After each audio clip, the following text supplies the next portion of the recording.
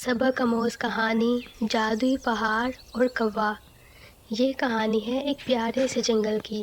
وہاں پہ بہت سے پرندے رہا کرتے تھے۔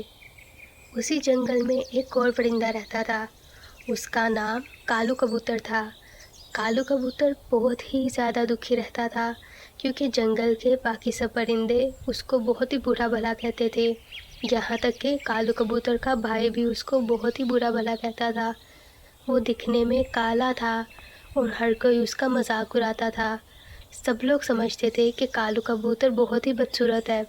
کالو کبوتر ایک دن اداس ہو کے یوں ہی ندی کے پاس بیٹھا ہوا رو رہا تھا کہ اس کی نظر ایک بہت ہی بڑے پہاڑ پہ پڑی۔ اس نے سوچا کہ کیوں نہ میں وہاں پہ اڑ کے جاؤں۔ کالو کبوتر اڑنا شروع ہوا اور دیکھتے ہی دیکھتے وہ اس پہاڑ کے پاس پہنچا۔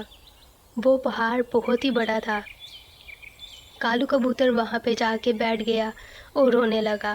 جب کالو کبوتر رو رہا تھا اتنے میں وہ پہاڑ نیند سے اٹھ گیا۔ وہ پہاڑ بہت ہی دکھی رہتا تھا۔ جب کالو کوے نے پیچھے مڑ کے دیکھا تو اس پہاڑ کو دیکھ کے حیران ہو گیا کیونکہ وہ ایک جادوئی پہاڑ تھا۔ وہ پہاڑ کالو کوے کو دیکھ کے بولنے لگا، کیوں رو رہے ہو میرے بھائی؟ کالو کوے نے اس کو ساری کہانی سنائی۔ اس کے بعد پہاڑ نے کالو کوے سے کہا، مجھے دیکھو، میں ایک بولنے والا پہاڑ ہوں اور اس کے ساتھ ساتھ دنیا کا سب سے اونچا پہاڑ ہوں۔ میں اپنے سب بہن بھائیوں سے دور ہو گیا ہوں۔ سب کو لگتا ہے کہ میں اس دنیا کا اونچا پہاڑ ہوں تو شاید میں بہت ہی خوش قسمت ہوں، پر ایسا نہیں ہے۔